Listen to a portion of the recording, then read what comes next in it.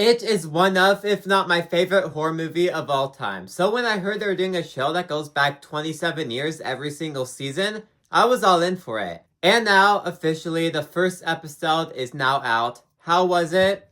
Let's talk about it.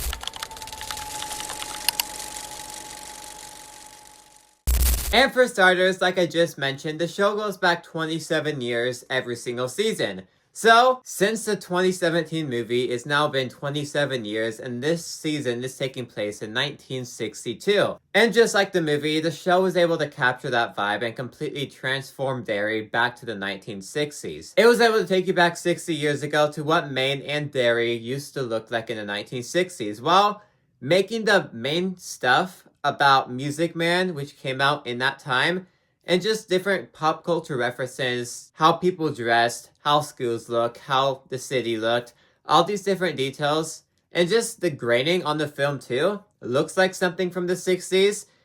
So the show is really smart about making everything look like the 60s when it comes to set design, storytelling, everything makes it look like you're back in the 1960s. And that's one of the things that this world of it does really well, is that doing all that set design and making the world come to life. And on another note of that, since everything takes place in the 1960s, is using those scares, jump scares, and horror to its advantage. Every single scare in here is different than 2017-2019 version of it because it's 1960s. People are scared of different things. So the things you do see in this episode are based around things in the 1960s.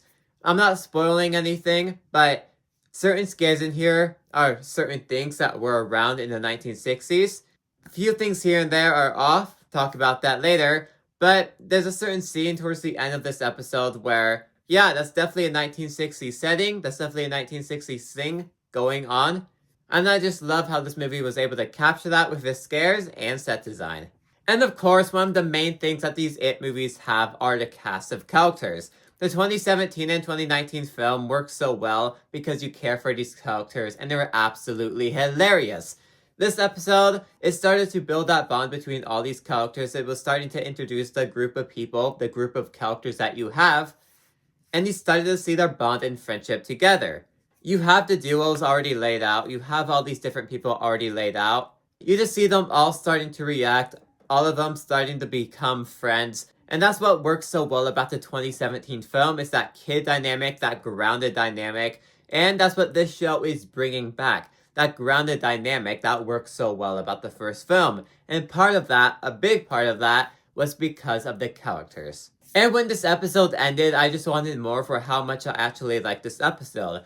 I wanted to binge the entire show right here and now because I was so invested in the first episode. I loved everything they did and it was exactly what I wanted out of this show.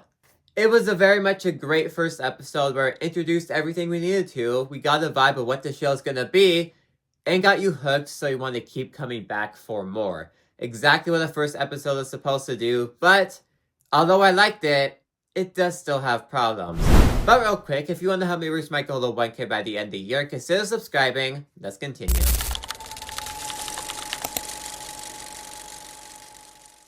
Now, one big problem for me are the CGI scares and kills.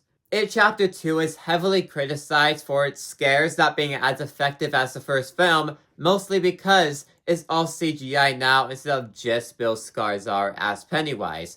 This time around, it's like all CGI. Every single horror element that happens is entirely CGI, and that is incredibly annoying because those just CGI kills are sometimes over the top, extremely, not as grounded, and not as realistic. It's not as scary and effective because it's CGI, and we obviously know that kind of thing can't happen, so it loses its grounded momentum that it had just because of all that CGI in this episode, and I hope it gets fixed throughout the rest of the show, because if everything's CGI for the horror bits, that's extremely frustrating. And part of that makes the horror not as good as the first film or even the second film. Now the pacing of this episode is completely all over the place.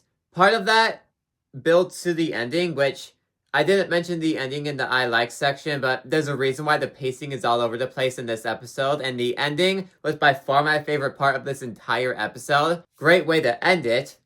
But because you had a great ending, the entire first episode just feels rushed. Especially since if you don't know where the ending is going, where the episode is going, you're questioning why all these different things are being rushed together and don't know why until you get to the ending. I'm very curious to see what the rest of the show does because that ending hooks you in immediately. But just a lot of things in this episode would have really helped if the episode was longer, just to not make things as rushed as they actually were. It felt rushed that you could have made this a movie.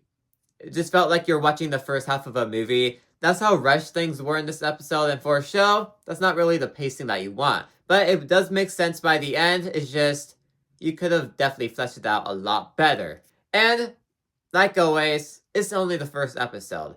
I don't know how many episodes there's supposed to be, but it's only the first episode. All these different things changed, but I am extremely hooked right now and can't wait to come back for more. So overall, Welcome to Derry episode 1 is everything you want it to be. It hooks you right on in, capturing the 1960s aesthetic while connecting these characters to you, bringing back that grounded that you liked about the first film.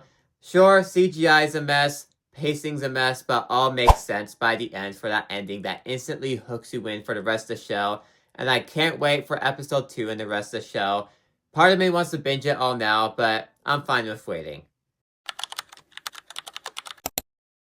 But anyways, if you like this video, maybe leave those on the side with you too. Like, subscribe. See you guys next time. Goodbye.